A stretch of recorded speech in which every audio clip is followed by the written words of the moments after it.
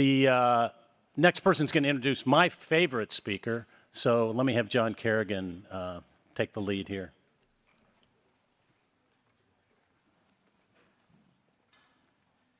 I've had the privilege to work on a number of projects with Diane, including one with Stanford business students these past 18 months. And so if you'll indulge me, I just wanted to share a couple of personal observations. Yes, Diane is a master of transformation, whether it's for companies or for teams, but not just them, for mostly individuals, to maximize their growth. Her career spans from senior leadership roles here in Silicon Valley to founding ReBoot Accel, which helps women to make the best of their talents at mid-career. More recently, Diane has shared her growth mindset insights with more than 100,000 developing leaders in over 170 countries through the Udemy platform. But what truly sets Diane apart isn't her sharp insights on leadership or her experience in career development. It's her unique ability to make ideas feel personal and actionable. She understands the pressure for leaders and the courage it takes to stretch beyond their comfort zones, and the mindset required to keep moving forward, especially when it's hard. As Keenan just described, just lock in. If there's a through line connecting Diane's work to the spirit of this summit, it's this. She's had a front row seat to the kind of wisdom, humility, and compassion that Bill Campbell championed. As a result, she lives it. She shares it. Like Bill, Diane helps people lead themselves and others as magnificently as they can. Please join me in welcoming Diane Flynn. Raise your hand if you have been part of a good team. Good. Okay, keep it up if you've been part of a great team. Okay, now keep it up if that team happened by accident. Yeah, great teams take intention. I have the privilege of coaching high-performing teams, and I'm also a student of the best researchers on team dynamics, some of whom are in the room today. I don't know if Liz is here yet, Liz Wiseman. She's coming shortly. Liz has done some of the best research on how teams multiply the talent of others. She speaks every year at the summit. She's speaking this afternoon, so don't miss her. I just love her message. I'm going to share with you a framework, a simple, practical framework that I have developed that encapsulates the 5 dimensions of strong teams. It goes by the acronym of S.C.A.L.E. And before I reveal it, I'd like to hear from you. What makes a great team in your mind? Just yell out a word, a phrase. Trust. Okay, who said that? Great. What contributes to trust? Doing the things you say you're going to do. Keeping your word. Yeah. Okay. Being good at your job. Mm-hmm. Caring about others. Okay. I'm going to call that alignment, right? You sign up for a goal, a commitment, and you keep it. Vanna White. Very good. All right, what else? Communication. Thank you. C. Communication. And you heard Dennis talking about clear, consistent, bold communication. So great. What else? Honesty. Okay, I'm going to put that under communication, authentic communication. What else? Empathy.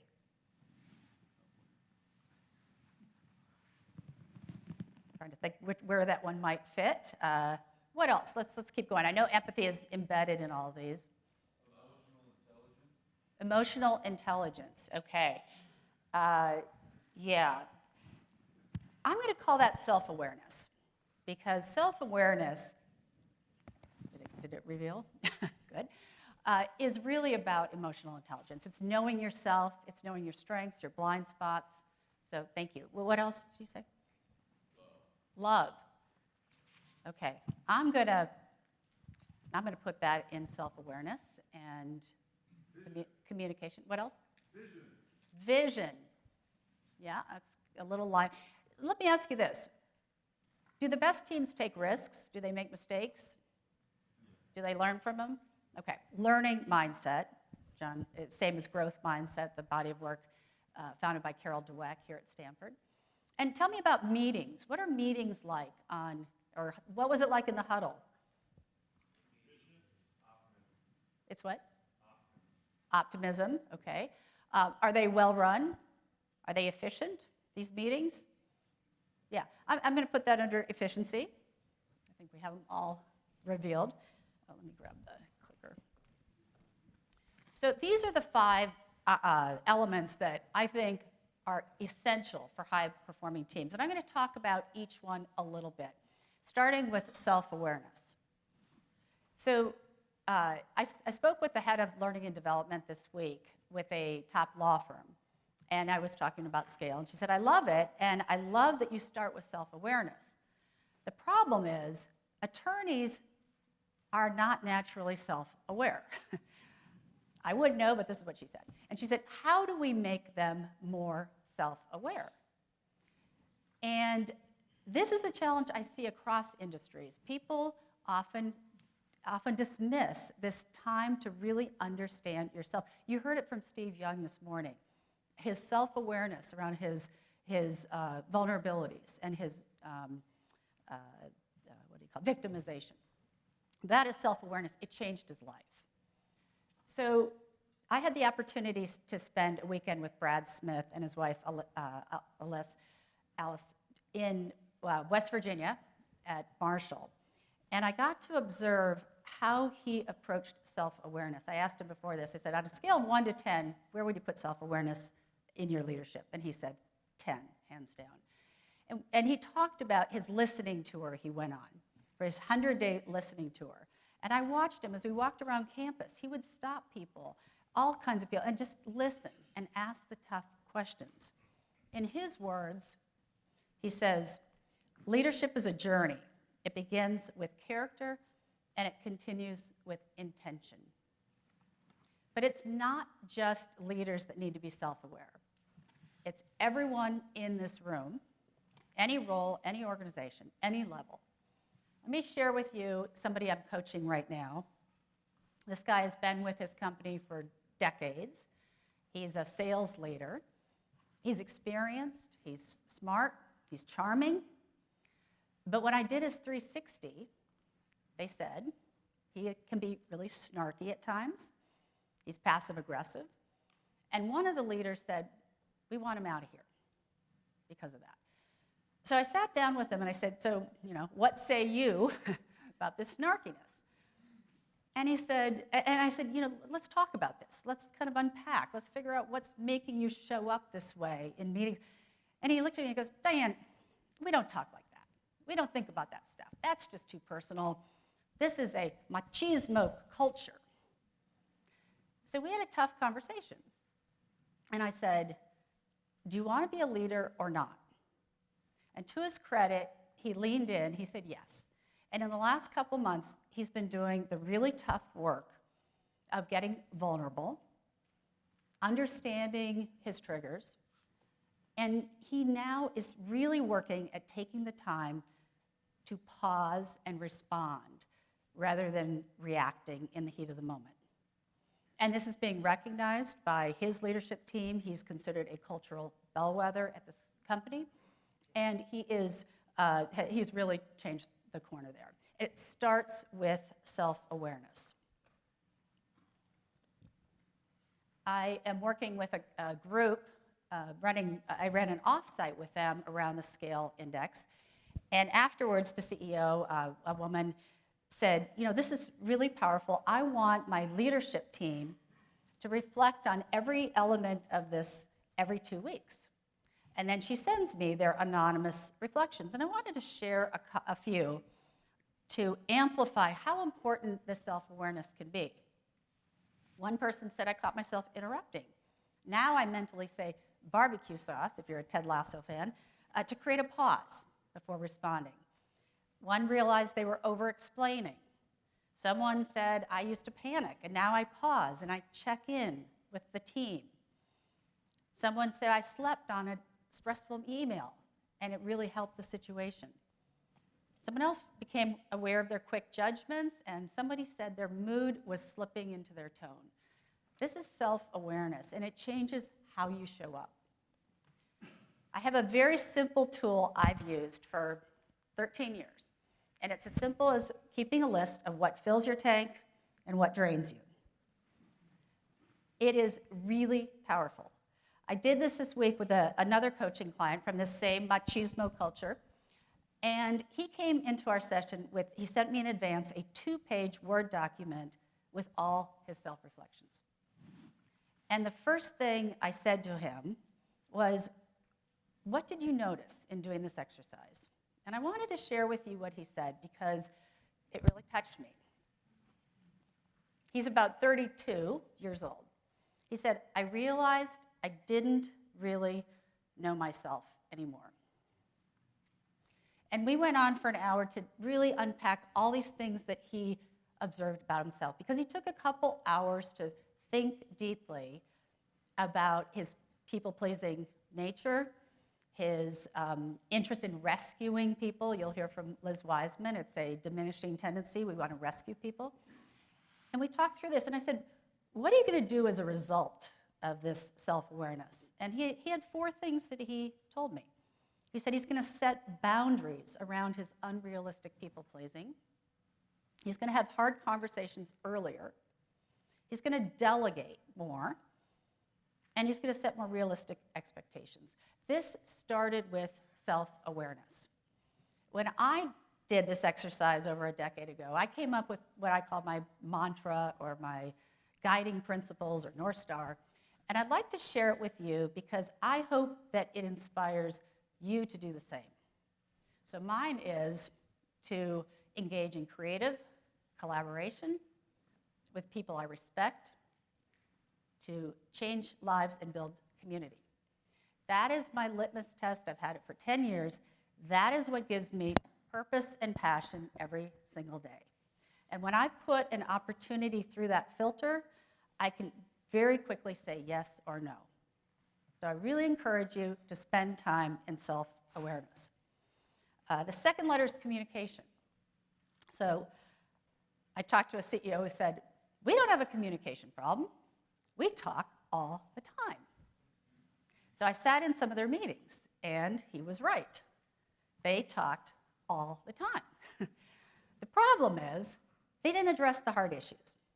They were sitting in an echo chamber. A wise person told me, if 5 of us are in agreement, 4 of us aren't needed. The best teams lean into difficult conversations. They broach the uncomfortable with care. You heard that all morning from Dennis and others. I had the opportunity to have that front row seat watching Bill Campbell and my husband coach 8th grade football for 17 years. And I would sit on the sideline and I would watch Bill enter into these difficult conversations with the kids on the team. He would always start by putting his arm around them. He wanted to show them he cared. He had their back, and now I'm going to give you some tough news that you need to hear. Kara Powell, who's here somewhere, right here, a friend of mine told me an organization's strength is measured by the speed at which it tackles tough topics. If you want to be a better communicator, ask better questions. Be interested over interesting. And I have 4 tips for asking better questions. Keep them short. Take the time to listen. Make them open-ended. That's not yes or no. Don't ask leading questions. If you really are curious and want to learn, don't have the end game in mind. Listen to what they have to say. And finally, don't start with why. If I say to you, why did you say that? What's the first thing you're going to feel? Defensive. That's right. We have just shut down communication. So I always say, start with how or what. Can anyone rephrase, why did you say that, as a how or what question?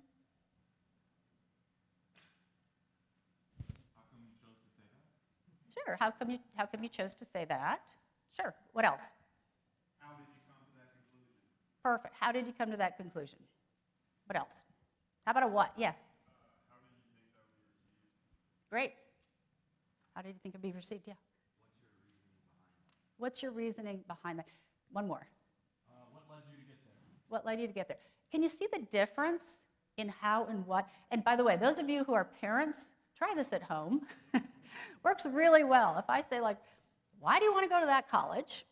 He gets defensive. Well, Mom, if I say, what is it about that college that you think would really fuel your spirit? Now we can have a really honest, open conversation. Alignment. So there was a CEO who did all the right things. He had a mission, a vision of his values. He updated the website. He put up the posters. And then I sat down with his team and I said, tell me about these mission, vision, values. Not one person could tell me what they were. See, the problem is they were on the wall, but they were not alive in the hall. Alignment isn't a slogan. It's something that's modeled and messaged with clarity and consistency. So I want to contrast that with another CEO I'm working with. One of my favorite CEOs, we talk every Friday. He's an excellent leader. He also rolled out his mission, vision, and values. But he has a plan in place. Every week, he meets with his senior team, and he talks about the values. Every month, he meets with a broader group of people and talks about it. Every quarter, he has an all-hands meeting with the entire company, and he honors the people who've lived the values. He also rolled out an ownership plan for the entire company. So every single person is aligned on the business objectives. They all have equity. He invested in coaching, not only for himself, but for his entire leadership team. And I had the opportunity recently, a couple weeks ago, to coach some of these individuals on his team. Some were in the CAD department, some were in the sales department, and they were trying to get together to solve some gnarly process issues. And historically, there was a lot of finger pointing, a lot of defensive behavior, a lot of siloed communication. And I worked with each of the people who were going to be in this team, in this meeting, and I said, how can you show up aligned with each other? How can you approach this as a partnership, something that we're going to win together? And we really worked that through. And afterwards, I touched base with some of the people in the meeting, and they said it was remarkably, there was an absence of blame. We talked, we problem solved. And I asked them very specifically, so what do you think is the outcome of this alignment? And one of the guys from the CAD group said, I think we've identified $100,000 of savings in rework. And then I talked to one of the sales leads, and he said, not just $100,000, I think we've unlocked millions of dollars of revenue. If we can work together as a partnership, we will thrive. Alignment is not a buzzword, it's a business lever. If you want to be more aligned, answer these questions. I'm going to have you raise your hand if you can answer them right now. What are my top 3 priorities this week? And how do they connect to our bigger goals? Can anyone do, and I'm not going to call on you. Can anyone do that right now? Okay, I'd say not enough hands are going up, so think about that. That is an alignment question. 4th is learning mindset or growth mindset. The best teams don't chase perfection. They chase learning. They're curious. They ask questions. Dennis talked about after-action reviews, postmortems, retrospectives. They ask, what worked? What didn't work? What could we do better next time? I have 2 questions I always ask when I facilitate team offsites. I go around the room, every voice is heard, and I say, what did you like, and what do you wish? These 2 questions create psychological safety in the room, and they start to normalize a spirit of innovation. Astro Teller, who spoke here at the summit a few years back, you might remember him, he runs Google X, which is also known as Google's Moonshot Factory. and they thrive on new, innovative ideas. And he wanted to reframe failure for his team. So when projects failed, he didn't swipe them under the rug. He called the team forward, put them on stage, applauded them, and he wanted to celebrate the fact that they took risks, they pushed boundaries, they learned something along the way. Jensen Huang, who runs and founded NVIDIA, recently named the world's top highest market cap company in the world at $4 trillion, right? $4 trillion. He has put a learning culture in place in, I think, a very creative way. He has something called T5T. Stands for Top 5 Things. And he asks every person in his company at every level to email him, whatever they think of it, the top 5 things. And he calls these his weak signals or his leading indicators to try to find out what are the concerns in the market, what are opportunities, what are trends. He apparently responds to hundreds of these a week, and he reads every single one. That's how he has created a learning culture.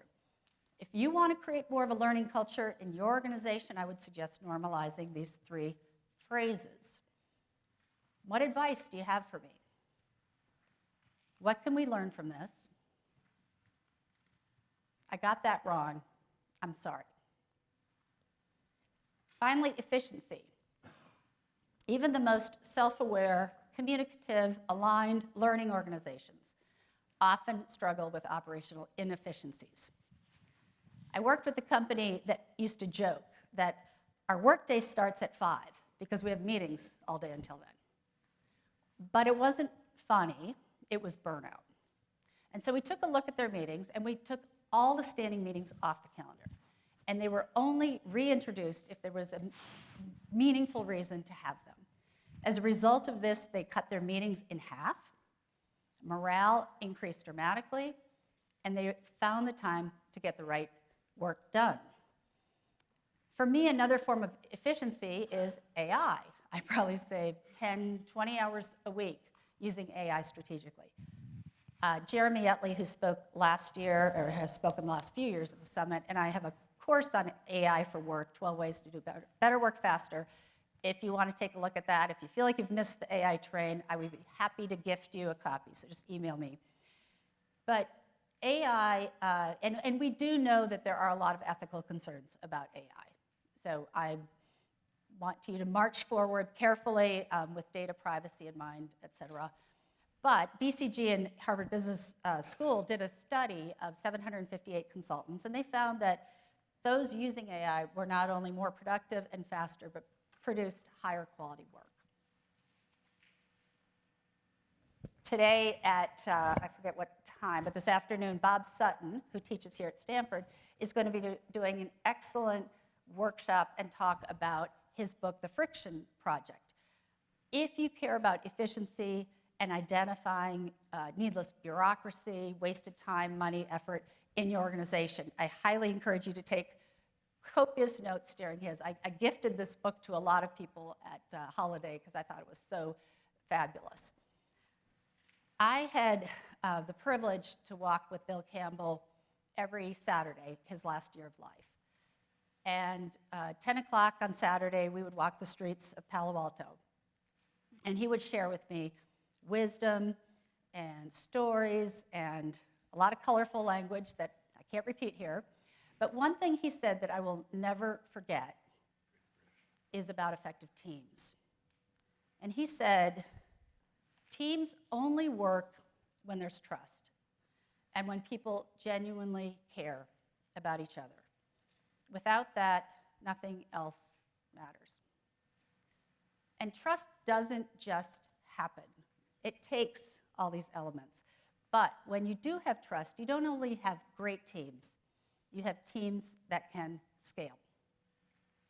I thought it'd be fun as I move into some Q&A to let you take your own personal index on these 5 dimensions. So if you want to take a quick, I'll get out of the way, quick picture of this, and we'll take 30 seconds to answer these 5 questions.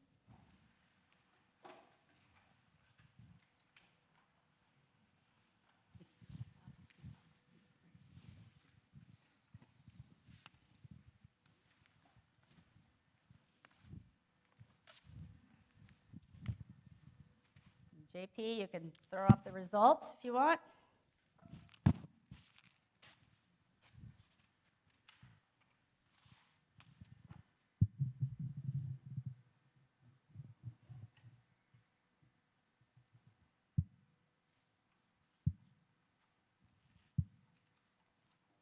Now, I'm not seeing them move, but you can get a sense. So this is what the assessment does, is that we look at teams and we measure each of these dimensions. This is a quick and dirty one. If you want to do this with your team, I am happy to make that available for you. Just reach out. We'll put up my email in a second. With that, I'd love to answer any questions you have. Oh, yeah, Jay. Mm-hmm.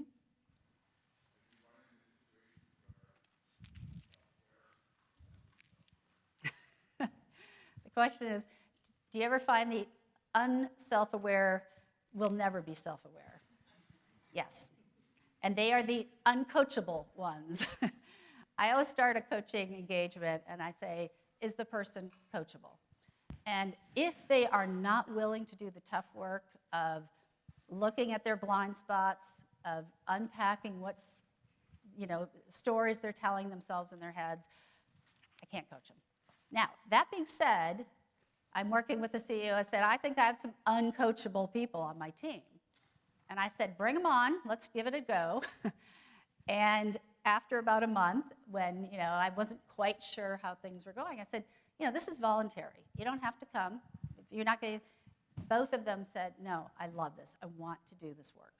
So I also think people can change. I am a believer in everyone, and I would hope that people could find the reason to spend the time. But it does take time. And I give a lot of people this exercise, and they don't do it. And it's to their own, it holds them back. Mm-hmm.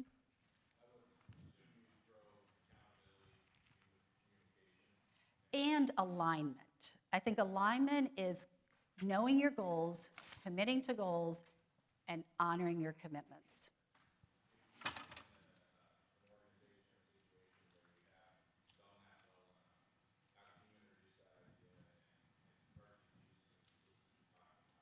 Accountability? Yeah. There have to be consequences. I mean, I have some coaching clients that don't show up for our meetings. At some point I'm like, do you want to be coached or not? Like, I'm not going to spend my time if you don't show up. I'm going to show up for you, you show up for me. I think you need to have some, skin in the game, and you need to have consequences. Does that answer your question? Yeah. Maybe one last, yeah.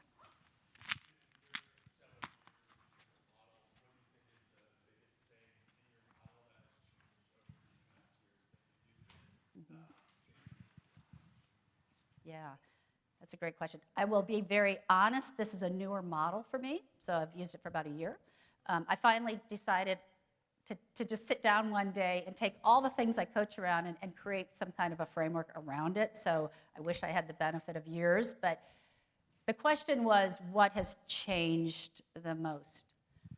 Well, efficiency, certainly, with AI. I mean, honestly, the head of Shopify, you've probably all read, has said, I'm not going to approve any new hires unless you can prove AI can't do that job. My son, who's 24, said, Mom, I was an analyst the first year out of school. That job won't exist. So I would say efficiency is just evolving at breakneck speed.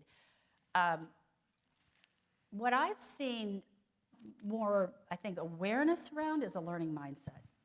This culture, I think that back in the Jack Welch days at GE, it was really about more dictatorial. I think people are seeing, if you read Harvard Business Review, the best leaders are vulnerable. They're like Steve Young here on stage. They admit what they don't know. This one CEO I talk to every Friday, he starts more conversations than not with, Diane, I'm disappointed with myself this week. I wish I had done this. That is what makes him a great leader. And I don't think historically leaders felt they could do that. But I think that there's a line, your resume may impress, but your vulnerability connects. So I would say if there's one thing as a leader I will leave you with is try to be a little more vulnerable and show up authentically. So thank you very much.